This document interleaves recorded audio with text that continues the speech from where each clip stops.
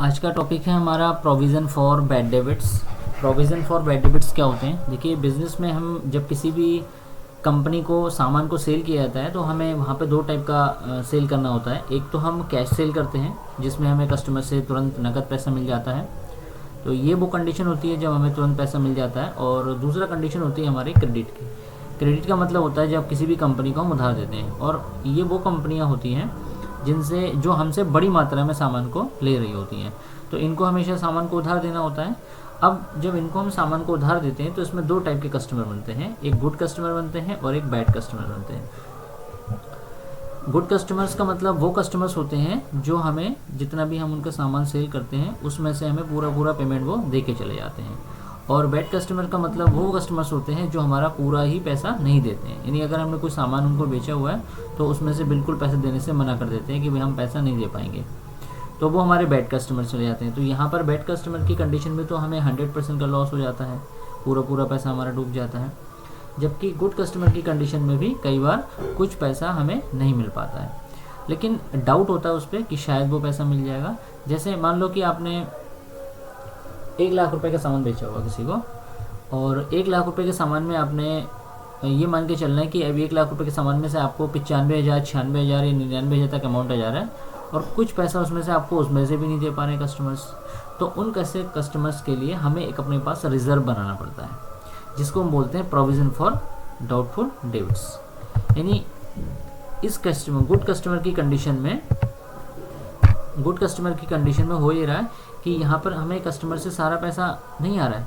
मान लीजिए कि 90% पैसा आ जा रहा है, 10% पैसा हमारा डूब जाता है, लेकिन कई बार 100% पेमेंट भी आ जाता है। जबकि बैड कस्टमर की कंडीशन में क्या हो रहा है कि पूरा पैसा डूब जाता है, यहाँ पे कोई पैसा हमें नहीं मिल पाता है। तो ये तो हमारा 100% लॉस में आ जाता है बैड कस्टमर्स का। और जो गुड कस्टमर्स होते हैं ये वो कस्टमर्स होते हैं जिसमें से 100% पेमेंट तो नहीं आती, लेकिन कई बार डाउट होता है कि शायद थोड़ा पैसा नहीं मिल पाएगा। जैसे अगले क्वेश्चन में देखते हैं, समझते हैं। यहाँ पे मान लेते हैं कि हमने रमेश एंड सन्स को सेल किया हुआ है 90,000 का। अब इन्होंने 90,000 में से हमें 89,000 का पेमेंट दे दिया है, तो जो 1,000 का पेमेंट बचता है ये हमारा प्रोविज़न कहलाता है, यानी प्रोविज़न फॉर बैड डेब्ट्स। तो ये जो हमारे 90,000 का जो सेल किया हुआ है इसमें से हमें 89,000 का पेमेंट हमें आ जा रही है, या 1,000 का पेमेंट हमें नहीं मिल रहा है। तो हमें इसमें शुरू में क्लियर नहीं था कि पेमेंट आएगी नहीं आएगी, लेकिन जब पेमेंट आई तो हमें मालूम चला कि 1,000 रुपये का हमारा पेमेंट जो है नहीं मिल पाया, कस्टमर से नहीं लिया। तो ऐसे ही कस्टमर्स के लिए हमें प्रोविज़न बनाना पड़ता है।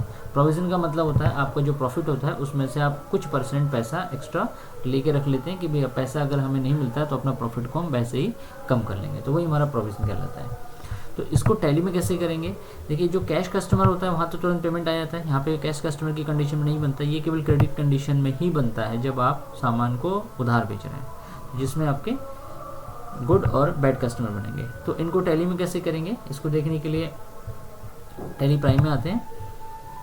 मान लेते हैं कि हम किसी भी कस्टमर्स को, जैसे हमने कुछ बैलेंस शीट में हमारे पास कुछ कस्टमर्स हैं, यहाँ पे सन्ड्री डेब्टर्स। ये जो सन्ड्री डेब्टर्स हैं इसमें हम एंटर प्रेस करेंगे तो यहाँ पर हमारे पास दो कंपनी है, एक अजय कुमार के नाम से है और एक सत्कार मारुति लिमिटेड के नाम से है। अब अगर इसमें से कोई भी कंपनी हमें कोई पेमेंट देने से मना कर देती है तो वो बैड कस्टमर की कंडीशन में आती है। तो उसको कैसे करते हैं?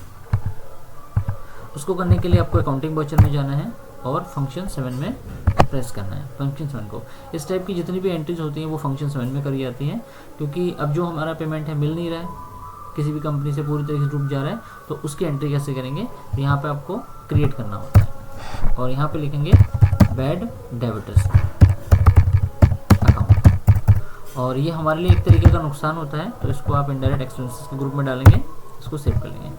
अब यहाँ पे आप टाइप कर देंगे कि आपको जो है पेमेंट वो कितना नहीं मिल पा रहा है।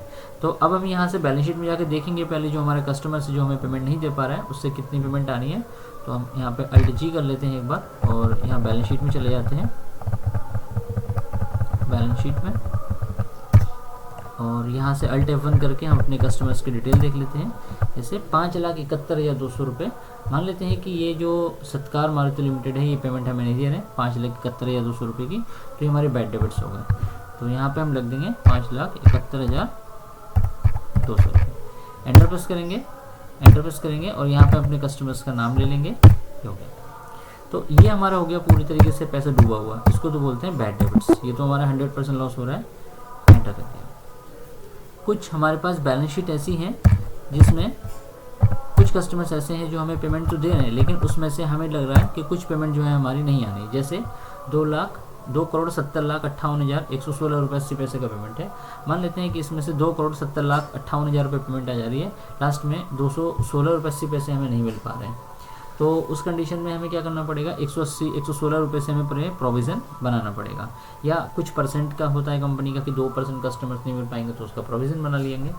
तो प्रोविज़न को कैसे बनाया जाता है, प्रोविज़न को बनाने के लिए आपको वाउचर में आना है, F7 में आना है और यहाँ से अपने प्रॉफिट एंड लॉस अकाउंट को डेबिट करना है। आपका जो प्रॉफिट है अभी वो 1,53,00,000 का है। इसमें से आप कितना प्रोविज़न बनाना चाहते हैं, मतलब अपने कस्टमर्स के लिए। तो जैसे हम मान लेते हैं 5,000 का हम प्रोविज़न बना के रख रहे हैं यहाँ पे कि हमें कस्टमर से 5,000 का पेमेंट नहीं मिलना है। देखिए ये मान के चलना पड़ेगा आपको अपनी कंपनी में कितने % का प्रोविज़न होने वाला है, कितना पैसे नहीं मिलने वाले हैं, उसके हिसाब से आपको प्रोविज़न बनाना होता है। तो जैसे एंटर करेंगे और यहाँ पे आप अपने डेबिटर्स को ले लेंगे, जो आपके डेबिटर्स हैं, कस्टमर जिनको आपने सेल किया हुआ है, जिनको एक बार बैलेंस शीट में चल के देख लेते हैं। कस्टमर्स का नाम, डेबिटर्स पे हमारे हैं अजय कुमार। तो यहाँ पे हमने अजय कुमार को एंटर करना है। 5,000 रुपये का बैलेंस यहाँ पे हमने कम कर लेना है। तो यहाँ पर हमने जो प्रॉफिट है वो 1,52,000 रुपये से कम कर लिया। एंटर करें, एक्सेप्ट कर लिया। अब इन दोनों का इफेक्ट क्या होता है वो बैलेंस शीट में कोई चेक करेंगे और एक बार यहाँ पे हम प्रॉफिट एंड लॉस अकाउंट में। तो सबसे पहले बैलेंस शीट में चेक करते हैं। तो बैलेंस शीट में आप देखेंगे कि पिछले जो कस्टमर से बैड डेबिट्स वो तो हमारे यहाँ से पूरी तरीके से चले गए, क्योंकि वो पैसा हमारा पूरा बैड डेबिट्स में था। और जो हमने प्रोविज़न बनाया हुआ है उस प्रोविज़न को देखने के लिए यहाँ पे हमने बैलेंस शीट में प्रॉफिट एंड लॉस में आना है। प्रॉफिट एंड लॉस अकाउंट में देखेंगे कि आपका ये बैड डेबिट्स का पूरा यहाँ पे आ चुका है। तो ये हमारे बैड डेबिट्स की एंट्री होती है। इसी तरीके से हमने प्रोविज़न की एंट्रीज करी हुई है। तो ये जो प्रोविज़न की एंट्रीज होती है ये भी हमें बनानी पड़ेगी। तो इसके लिए यहाँ पे हमें क्या करना होगा, प्रॉफिट एंड लॉस अकाउंट को डेबिट करना होगा और यहाँ पे हमें कस्टमर के नाम को हटा करके इस जगह पर Alt C करके बनाना पड़ेगा हमको प्रोविज़न फॉर डाउटफुल कस्टमर। ये प्रोविज़न के अंदर आपको ऐड करना होगा क्योंकि ये प्रोविज़न में ऐड कर रहे हैं। तो इसको आप सेव कर लेंगे। यहाँ पे हमने अजय कुमार को लिख करके दिखाया था क्योंकि अजय कुमार पे इफेक्ट करना था, लेकिन यहाँ पे आपको दिखाना होता है प्रोविज़न को। मैंने केवल समझाने के लिए दिखाया था। आप प्रोविज़न फॉर डाउटफुल डेट्स में जाएंगे।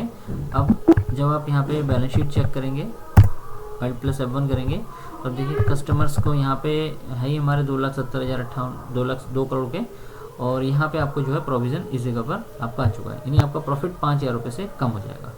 और यही चीज़ हमें यहाँ पे देखनी होगी प्रॉफिट एंड लॉस अकाउंट में। Alt +F1 करेंगे तो यहाँ पे आपका बैड डेबिट्स इधर आ गया है और आपका जो प्रॉफिट है वो भी कम हो चुका है। तो इस वीडियो में हमने सीखा कि जो हमारे प्रोविज़न फॉर डाउटफुल डेट्स होते हैं वो क्या होते हैं। प्रोविज़न का मतलब होता है कि आप जब भी आपको डाउट होता है कि हमारी कंपनी में इतने % के कस्टमर्स हैं जो हमें पेमेंट नहीं देने वाले हैं, तो उनके लिए आपको प्रोविज़न बनाना ही पड़ेगा।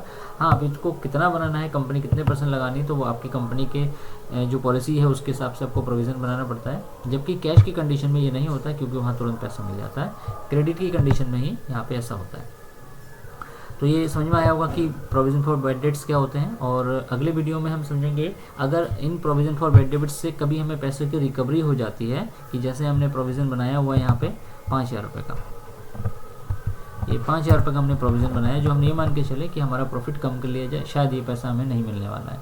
कस्टमर अच्छे हैं, गुड्स कस्टमर है, लेकिन उनसे पेमेंट नहीं आ रही, तो हमने प्रोविज़न तो बना लिया है।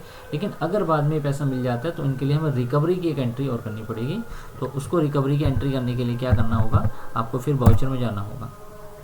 वाउचर में जाकर के F7 में करना होगा। अब आपने जो पहले एंट्री करी थी वो थी provision for profit and loss account debit to provision for doubtful debt. अब इसी को आपने अपोजिट कर देना है, बिल्कुल अपोजिट। तो यहाँ पे आपको प्रोविज़न फॉर डाउटफुल डेट्स को डेबिट कर देना है 5000 से आपने बनाया था 5000 से ले लेना है, और यहाँ से प्रॉफिट एंड लॉस अकाउंट में फिर से आपने उसी पैसे को ऐड कर देना है, एक्सेप्ट कर लेना है। अब यहाँ से निकल के हम बैलेंस शीट में जब जाएंगे तो आप देखेंगे कि प्रोविज़न की जो एंट्री थी, प्रोविज़न का बैलेंस यहाँ से नील हो चुका है और प्रॉफिट हमारा ऑलरेडी बढ़ चुका है। ठीक है, तो इस तरीके से हम प्रोविज़न फॉर एंट्री करते हैं। लेकिन जो बैड डेबिट्स हैं वो तो वैसे ही बने हुए हैं, क्योंकि ये तो 100% डूबना ही है, पैसा मिलना ही नहीं हमारा। तो समझ में आया होगा कि कैसे प्रोविज़न फॉर डाउटफुल डेट्स के लिए एंट्री करते हैं, कैसे बैड डेबिट्स की एंट्री करी जाती है। तो ये टॉपिक यहीं पे कंप्लीट हो गया हमारा, मिलते हैं अगले टॉपिक में।